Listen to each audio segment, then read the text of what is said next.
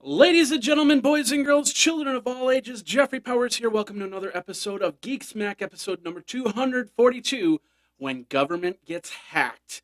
We got a great show today. We're going to be talking about, of course, Sandy and, of course, all those pictures that are out there, if they're real, if they're fake, and then, of course, everything else over there. We're brought to you by our friends over at Wirecast. Go over to geekazine.com/wirecastpc or geekazine.com/wirecastmac if you've got a Mac version. All right, ladies and gentlemen, boys and girls, children of all ages, let's get into the show for this week.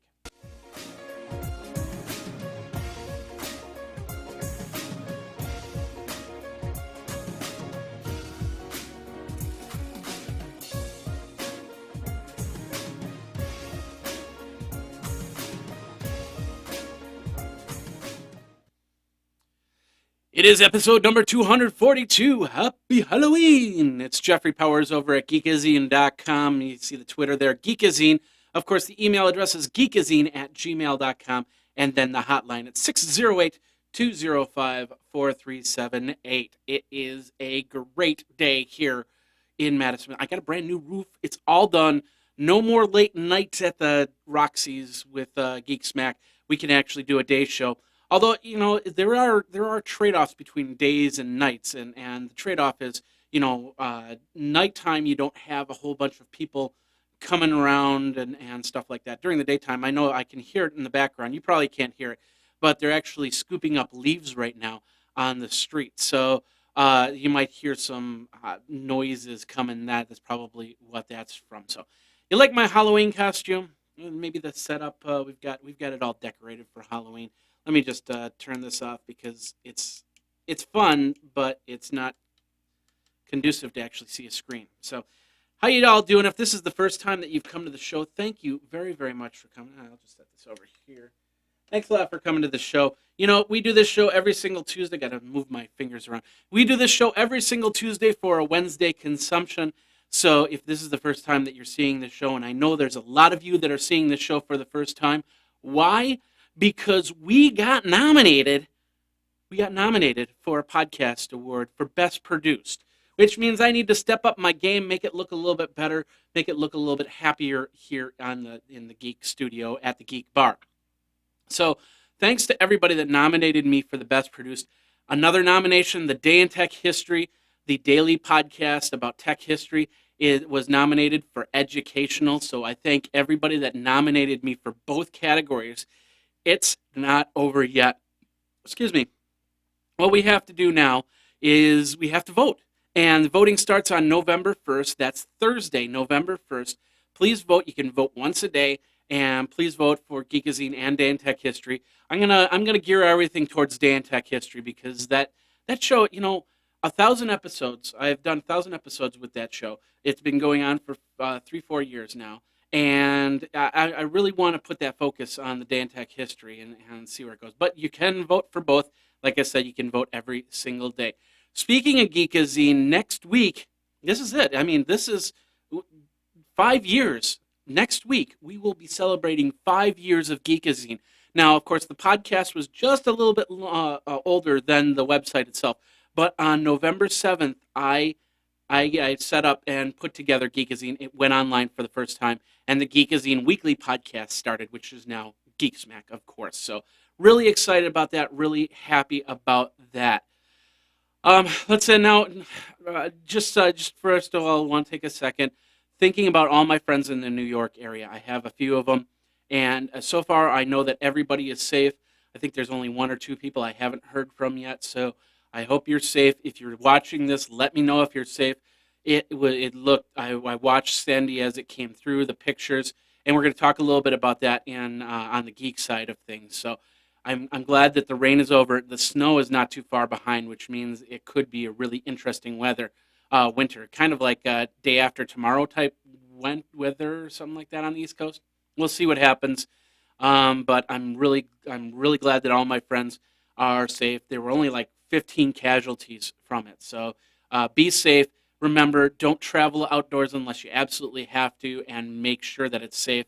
If there's a lot of down power lines and you wade into water, next thing you know, you could get electrocuted. So don't do that. So, hey, and of course, a lot of them are without power right now. So I'm just wishing the best for everybody, and come out safe, and go from there. So. All right, so like I said, the podcast awards starting on November 1st. You can vote. Thank you very much. We still have the Geek Smack survey. Please go over to geekazine.com/survey and fill that out. Let me know what you like, what you don't like about this show. All right, ladies and gentlemen, boys and girls, children of all ages, let's get into the show for this week.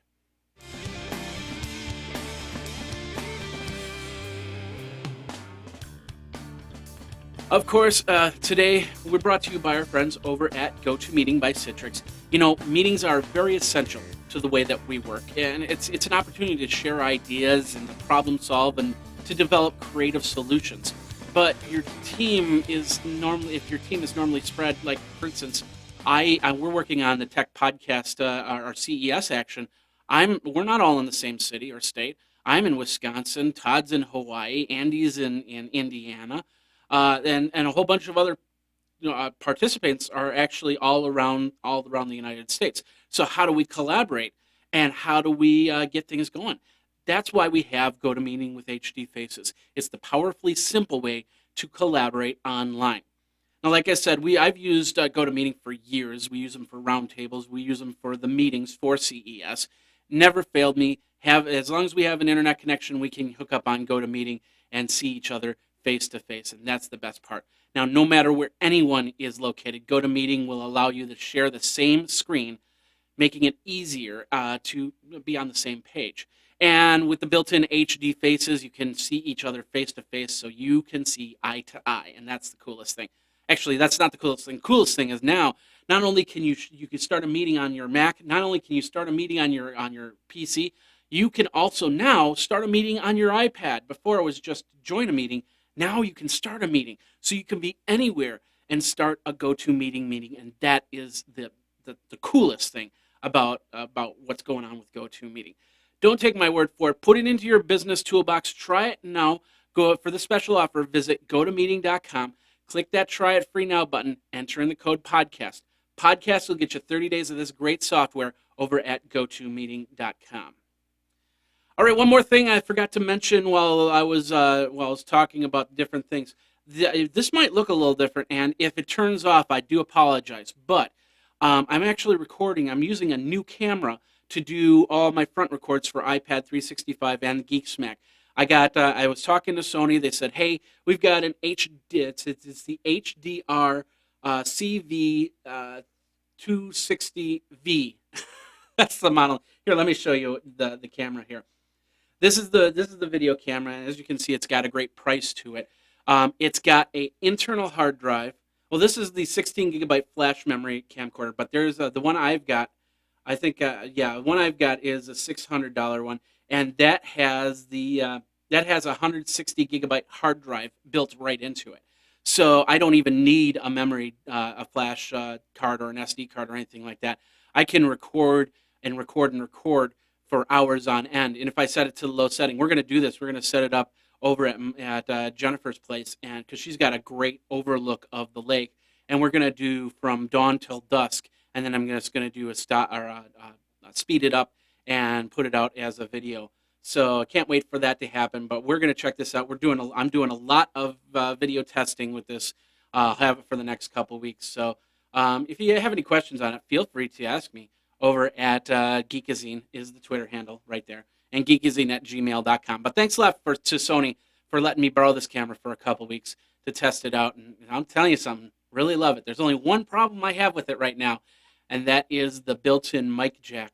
I did the iPad 365, and it did have a little bit of a hiss to it, so I got to figure out why that is. So anyway, let's get into your show for this week. We're going to start over at Giga.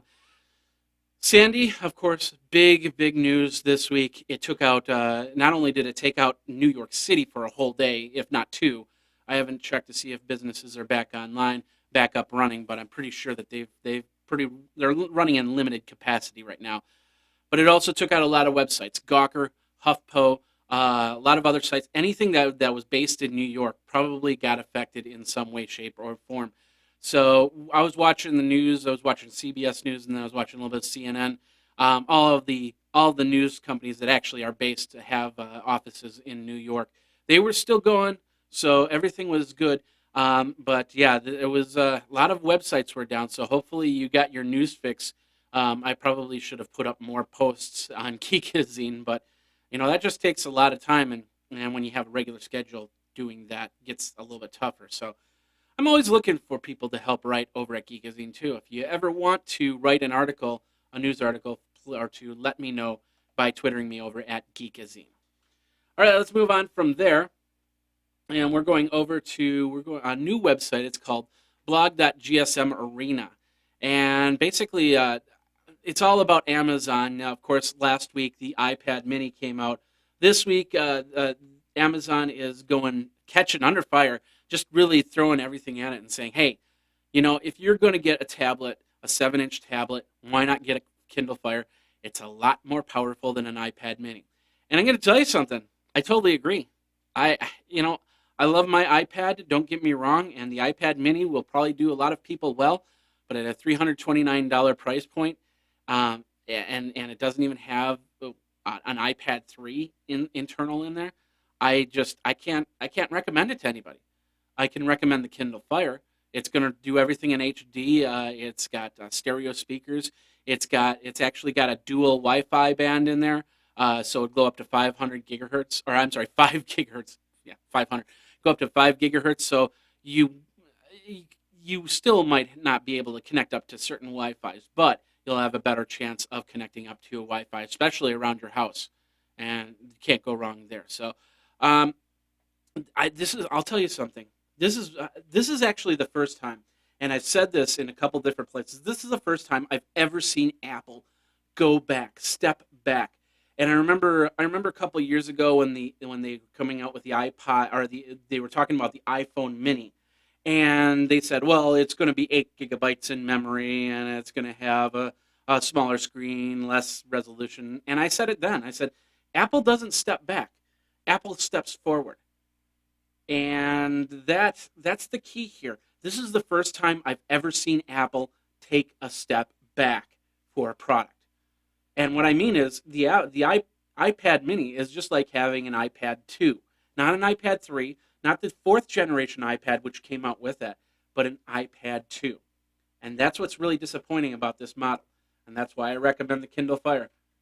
So they need to move things around and go from there.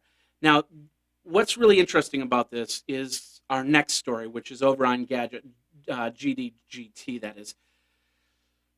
They talk about being innovative. Apple talks about going forward and being innovative. Well, they just let go of a couple people. And this person in particular, his name's Scott Forstall, and he was the senior vice president of iOS development.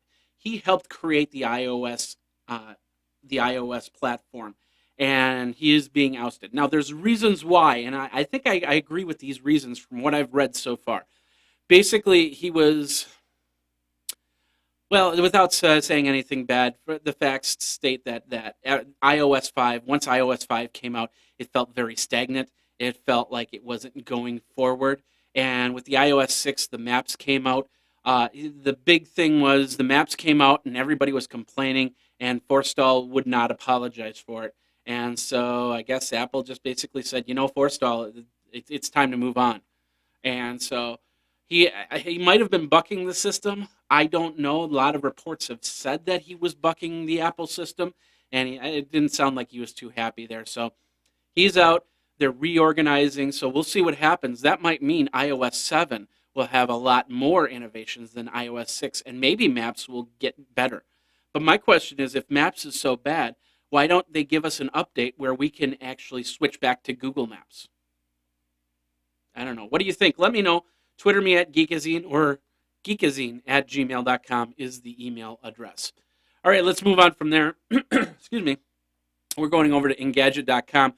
Google has silently, of course, because New York was shut down, Google's had ended up silently debuting the Nexus 10, which actually looks pretty impressive in itself. Let's take a look at Google Nexus 10. It's actually got this almost the same resolution as an iPad 3 or a fourth generation iPad. It doesn't have Retina display. Don't confuse it with Retina display. That's a different thing. But it does have 300 point per inch display, which means that it can do some pretty impressive things. It runs Android 4.2, and it's going to be shipping on November 13th with a $400 price point. So if you're not a fan of iPad, then, if you're not a fan of iPad, then this might be the tablet to have. So if you want to read more on that, go over to Engadget.com. Moving on from there, we're going over to another new website that I've never been to. So check it out. If you see any problems, let me know, and we'll change the link. It's PC Perspective. AMD has announced that it will be building a 64-bit ARM processor for server markets. Now, for the consumer market, it doesn't mean that much, although eventually that processor usually moves down to a consumer level. So this is actually pretty cool. It's ARM has always been a low-powered processor, and it really has a lot of good advantages to it. Plus, AMD bought this architecture called Freedom Fabric, and so they're going to be putting that into this 64-bit ARM processor, which means we'll have faster running servers. We'll have cooler running servers, and of course, if you're an AMD fan, you'll love that altogether. So if you want to check out more on that, go over to PCPer.com. It's not PC Paper, but PCper.com. I don't know. It's weird. Anyway, let's move on from there. Let's go over to Roku. Our friends over at Roku love the Roku. Roku is one of my favorite over-the-top television devices, set-top boxes, and now they're introducing Roku Search.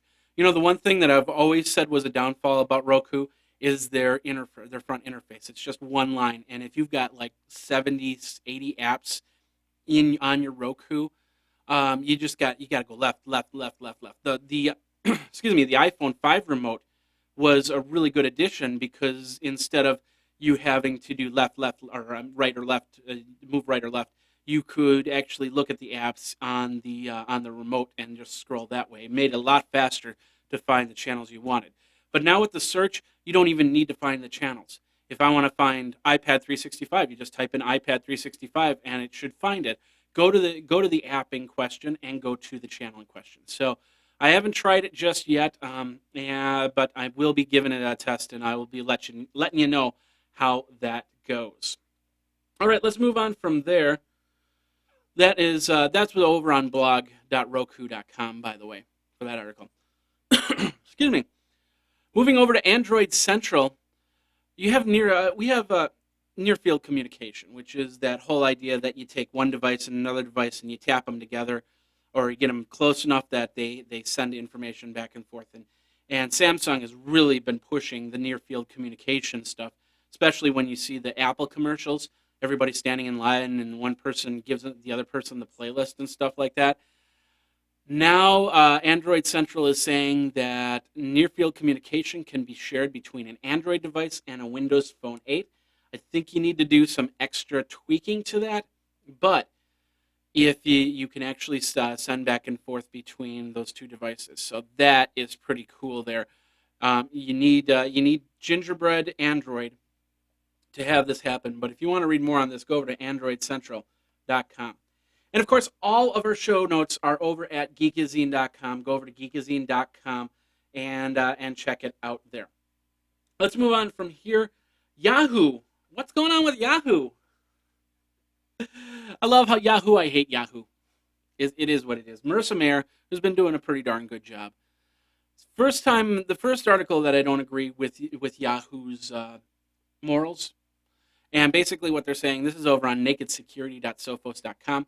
They're saying that they're ignoring IE10's do not track option, which is the way you can actually set it. I said, I don't want you to track anything.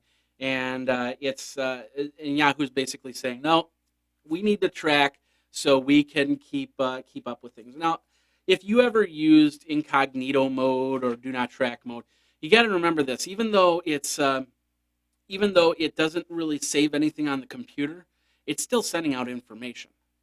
And it's just basically saying, okay, at the end of this information, do not use this information. You know, people can still use that information. So that's where this is all coming from. So Yahoo is keeping circumventing any of the IE stuff. It's not really cool on their part. I I give them bad marks on that. So Yahoo, rethink your strategy and give people a little bit of privacy, and go from there. All right, let's move on. PayPal is cutting 325 full-time jobs. They have, of course, they're cutting back. And most of them, about half of them, I think, are independent contractors. So they were expected in yesterday, and they're going to try. They're going to try and save about $15 million out of that. So that's check that out. The link, for some reason, the link's not opening up, so I'll check it out and make sure that that link is good, and if not, I'll change it. So let's move on from there. Got a couple more articles in the Tech Smack, and then we'll get you over to Geek Smack. This guy might be the next Einstein, or at least the free thinker. His name is Professor Newman. His first name is escaping me right now. Naumann, Peter Naumann. And he actually sat down with Einstein at one time, and talked to him, and I guess they talked about physics and stuff like that. But he is a 80-year-old computer scientist at SRI International, and basically he has talked about the computer and how we need to rethink the computer, actually get rid of the schemas that we have on the computer and build something new from the ground up. And he says with all the malware out there, it could be completely avoided if we did stuff like just rethink, have a team of scientists sit down, come up with something that's A, open source, and B, really easy to put together, and C, something that everybody can get behind. And we could actually rebuild the computer and make it better, stronger, faster, whatever. Turn it into the $6 million man if we needed to. But he's really on the kick of actually doing it. It's really cool read. Check it out. It's over at thenewyorktimes.com, and pretty impressive article there. All right, last part of the Tech Smack, and then we're going to get you in the Geek Smack.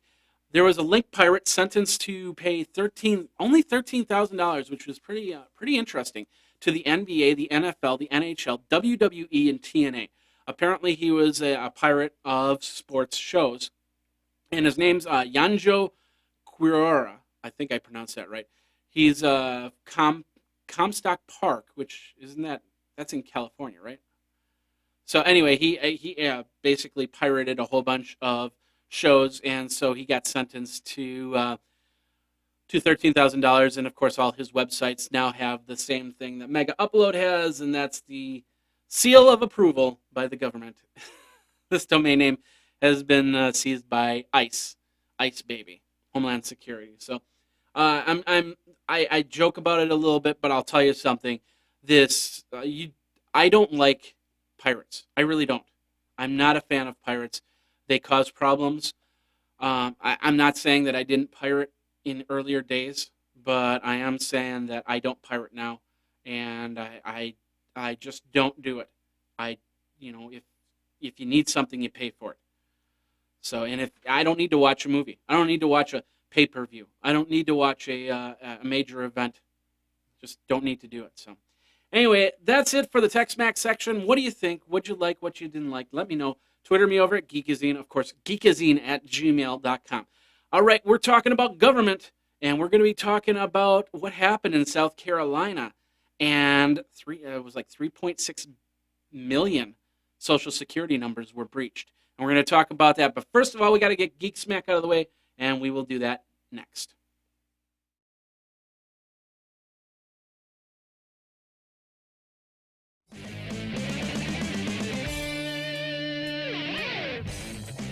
I was going to do this. Here's my other costume. Forget about that. Okay, here's my other costume. So happy Halloween, everybody. The Geek Smack version is brought to you by Zag. Ooh, by Zag.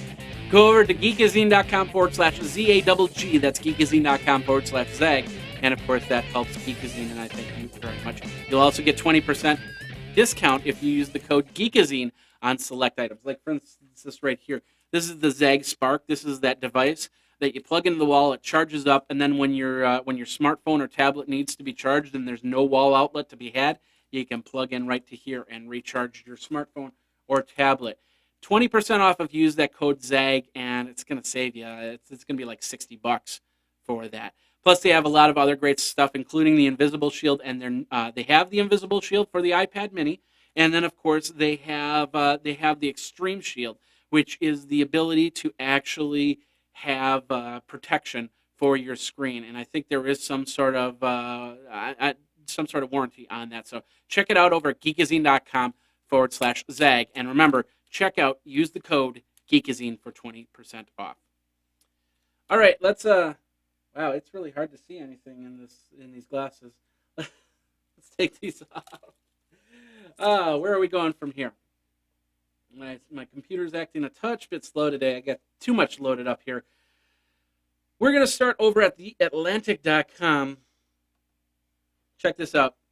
They've basically told you which pictures are fake, which pictures are real. So if you want to go and, like, for instance, there was a really cool picture of the storm coming, and they had this picture of the Statue of Liberty and then the storm behind it. Unfortunately, ladies and gentlemen, that was fake.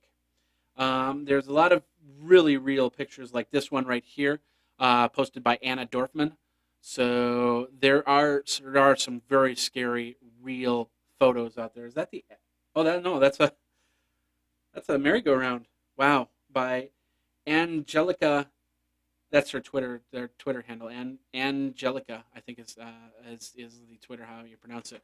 But we'll keep that at that. There's a lot of pictures out there, fake, real. So go over here. It's at theatlantic.com. Of course, Snopes also has a place where they're showing all the fake and real pictures and letting you decipher which one's which. All right, going over to Ars Technica, there's a real-life tractor beam that's been developed at New York University. They demonstrated the micro tractor beam capable of pushing and pulling molecules. So we're not gonna get any Klingon warbirds towing behind us, or when my truck dies or if my friend's car died, I can't hook up the tractor beam to tow them back to the house. But maybe 10 years down the road, we'll be able to do some simple tractor beam stuff, and 20 years down the road, it could be possible. So instead of a tow rope, we just set up a tractor beam. That's pretty cool. If you want to read more on that, go over to arstechnica.com. Oops, wrong button. Let's do that. Moving on over to our friends over at wired.com. There is a satellite, apparently a dead satellite out there, and they're filled with a whole bunch of pictures, and pictures of our life, our universe, stuff like that. Here, I'll show you a couple of these pictures. Like, for instance, glimpses of America from the American National Exhibition, Narbona Panel, Canyon de Chile. I think that's how you pronounce that. And then, of course, there's a typhoon from Japan in the early 20th century, so on and so forth. They're apparently in the satellite. And, when it finally reaches some destination, crashes to some alien planet where there's life, they could actually pull it up and find these photos if they know how to do it. So that's pretty cool. Now, then again, it could just crash into a barren planet and just completely disintegrate and nothing happens. But you got to try, right? Or I don't know. Or maybe is it that the aliens will come and see the satellite, pick it up, and then just kind of decipher it, figure out what happens. So it's over at wired.com if you want to check it out there. All right, let's move on. Going over to Dorkazine, of course, with Hurricane Sandy. Sandy? With Hurricane Sandy, we have those memes. When they do the Weather Channel, they stand in front of the street that's all, and the rain's pouring down. People end up kind of streaking behind him. That's what this guy did. He is the known as the horseman guy, the horsehead guy, and he ran the streets. And let's see if we can get this to it's an animated GIF. So he basically is running the streets, and in the horsehead. It's just every time I see that, I laugh. So if you want to check that out, go over to dorkazine.com. Let me close that really quick. Let's move on from there. Going over to bytes.today.com, it's part of Today, which is an NBC property. There was a rare McJordan barbecue sauce. Apparently they made McJordan, as in Michael Jordan, McJordan, barbecue sauce, and it didn't really happen. It got shelved. So somebody had a whole jug of it, and they decided to sell it, and it sells for almost $10,000. Holy Moses! Not even Nike Jordans can sell for 10. Well, maybe they can. I don't know. I've never tried to buy Nike Jordans, Air Jordans, or whatever you want to call it. But anyway, it's and it's also signed. Oh no, it's not signed. My bad. It says no game ball or signed jersey. It's from 1992, and it just basically has its namesake on the jar. So if you want some barbecue sauce, well, this one's already sold. But I bet you if you can contact the seller, you might see if you can get yourself that barbecue sauce. So check that out over at today, bites.today.com. All right, our Lego things. We got two Lego things. First of all, I found this over on Reddit. It's just basically Lego at strip club. Now, of course, it's not showing anything, so this isn't really not safe for work. So I figured that this is okay to show, but it was pretty funny to see Legos like that. And of course, over on Dorkazine, I just posted it today. The diamond Lego ring or diamond ring with Lego theme. So basically, what it is, I'll show you the picture here. It's a diamond ring, and it actually has a little cap, what I call the onesie Lego, which was just basically the one peg Lego, and it fits right over the diamond ring, so you can protect the diamond ring from anything if need be. So if you want to check that out, go over to dorkazine.com. All right, from there, this next one actually is in Italian, so you might need to translate it to English if you want to read more. But this guy, basically, it's Picasso's, I don't know if it was Picasso's birthday or something. He basically was, the anniversary of the birth of Picasso. That's right. So he took this car, which is a Renault Tizzy, I think is what it was called, and he basically did a Picasso to it.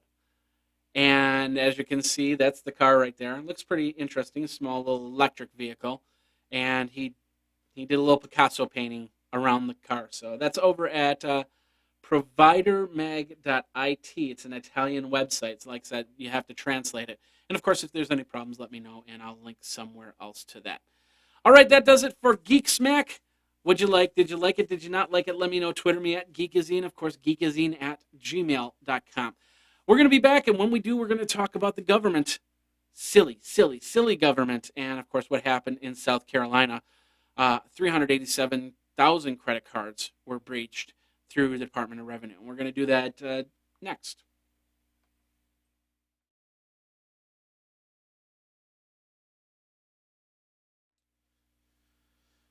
Stop dreaming, start streaming. This is the best. This is one of the best set-top boxes I have. And I have a few of those set-top boxes.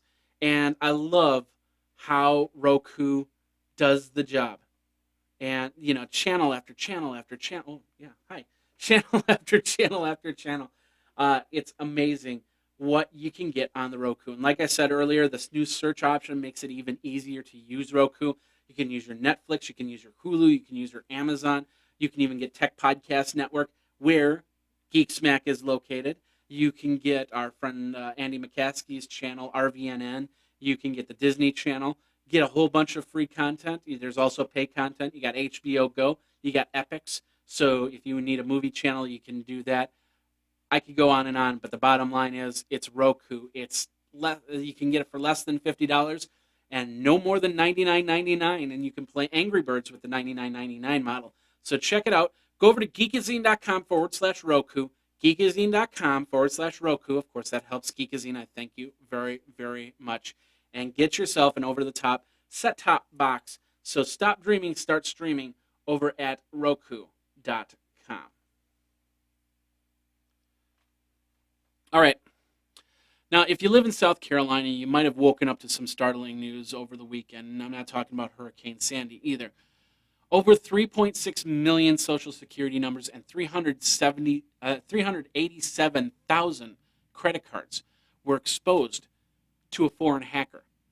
An investigation is underway on how the hacker got into the South Carolina Department of Revenue. The hacker basically got into a database using sophisticated equipment, as they said. Now, officials urge that if you filed a tax return in South Carolina to contact them, and they give you an 800 number to do so. Although over the weekend it was flooded and calls, there was basically many people got busy signals on there. I don't know if it's going to calm down or not. A lot of people, like I said, were gearing down for a hurricane. So dealing with a major issue like this was probably not top priority on their lists. So now any IT expert can tell you that something, even with high encryption, 256 encryption, is not impossible to breach, but it's very, very difficult to do. And you have to have the right equipment. You just got to be super sophisticated. It's basically got to be way past DoD standards, Department of Defense. However, it seems that encrypting data was not also the top priority at the Department of Revenue in South Carolina's mind. I guess about 16,000 credit cards. Out of all the credit cards, 16,000 were not encrypted. So there is somebody that has somebody's credit card information. Whether they could decrypt the social security numbers and put names to it or anything like that, that's a different story. Now, this is the other interesting thing about it. The compromised database only had social security numbers in it, which is pretty odd because any tax return would have names, addresses, and more. So what is this database all about? Should this database have even been in existence with social security numbers? And that's another big question that needs to be asked. Hackers attack government agencies all the time. I worked at the Department of Revenue here in Wisconsin, and we always had to worry about who was getting through our firewalls, and we had monthly meetings about the attacks that came through those firewalls. So basically, any type of hacker that does get into something like that, it's almost as impossible as if you were trying to get money out of a casino, just like Ocean's 11. But they had successfully done. Even though it was a movie, it successfully happened in movies. But there is always a possibility that somebody could get into the system and pull it out. It doesn't matter if it's South Carolina, it could be Wisconsin, it could be New York, it could be Florida, it could be Texas. South Carolina residents are now encouraged to keep an eye on your credit reports. And of course, go to the Federal Trade Commission and get your free report. I got the number. It's in the show notes if you need to call to get that free credit report. But if you live in South Carolina or if you filed a tax return in South Carolina, call them and see where your Social Security number is, where your credit cards are. And when in doubt, just call your credit card company and say, I need a new credit card, and cut yours up. It's simple as that. So it's not cool, but it was bound to happen. It'll happen again. Another state, another department, another set of social security numbers, another set of credit cards. But this is pretty big. So if you're in South Carolina, go find out if your social security numbers are safe, if your credit cards are safe. Simple as that. If you have any questions, feel free to Twitter me at Geekazine. Of course, geekazine@gmail.com is the email address. And ladies and gentlemen, boys and girls, children of all ages, that's the end of the show, the Halloween edition of Geek Smack. Let me put the glasses back on. There we go. Gotta have the blinkiness. My name is Jeffrey Powers. Thanks a lot for watching. Thanks a lot for listening. Like I said, if you're checking this out because of the podcast awards, thank you very much for coming to the show. November 1st is when you can vote for Geekazine. Of course, go over to www.dayintechhistory.com, dayintechhistory.com, to check out the Day in Tech History and vote for that for the educational area. All right, thanks a lot for watching. Thanks a lot for listening if you've listened through iTunes or over on Stitcher networks. And thanks a lot for coming to the show. We will be back on next week. We will be back next week. The following week, we will be in Boise, Idaho. Or I will be in Boise, Idaho. So probably no show. But next week, we will have one more show before that. So we'll see you next week when it will be another Geek Smack. My name will still be Jeffrey Powers, and you will still be geeking out. Thanks a lot for watching, and take